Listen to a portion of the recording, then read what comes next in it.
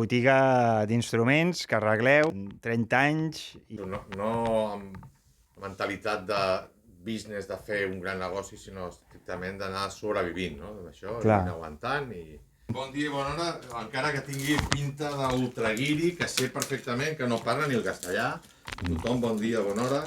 I després parlem el que calgui, si fa falta anglès o l'idioma que faci falta sense cap problema. Però d'entrada jo tothom el saludo en català. Però sempre, però això ja és una mica... Penso que si no actuem d'aquesta manera ho tenim fotut molt malament. I si no som els mateixos catalans els que tenim aquesta actitud proactiva davant de parlar català, si no ens defensem la nostra llengua, i la llengua és la base de tot, no? Si perdem la llengua ja estem fotuts, 100%. I no ho tenim fàcil.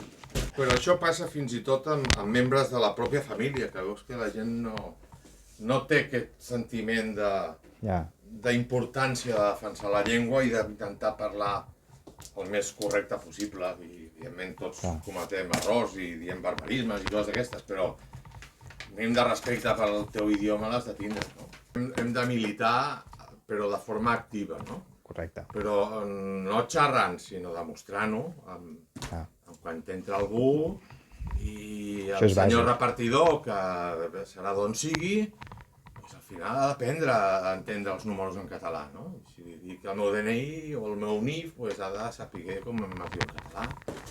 I si té dificultats, li torno a repetir més a poc, fins que, veus? 5 és 5, 5 és 5. I al final ho aprenen. Però si tothom els hi parla castellà, aleshores som nosaltres que no ens estem fent un favor. Això ho tinc claríssim.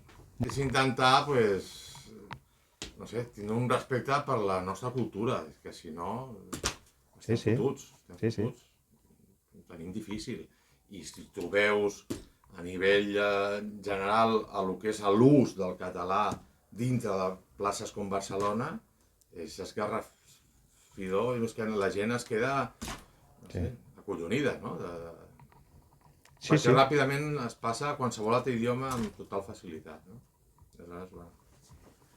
I al final és un tema de voluntat, perquè és que jo al meu col·legi no em van ensenyar català quan era petit o no sé què, però és que tens el Google Traductor i sempre que tens un dubte de si professors escriuen amb 2 S o amb una S, no ho saps, tens dubtes, abans d'escriure-ho i deixar-ho com sigui, mires el traductor i en un moment ja ho has après.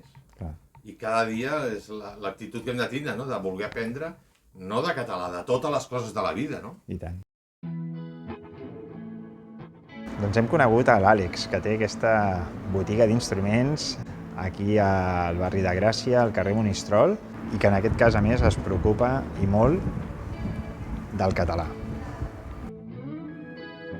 Moltes gràcies i fins la propera.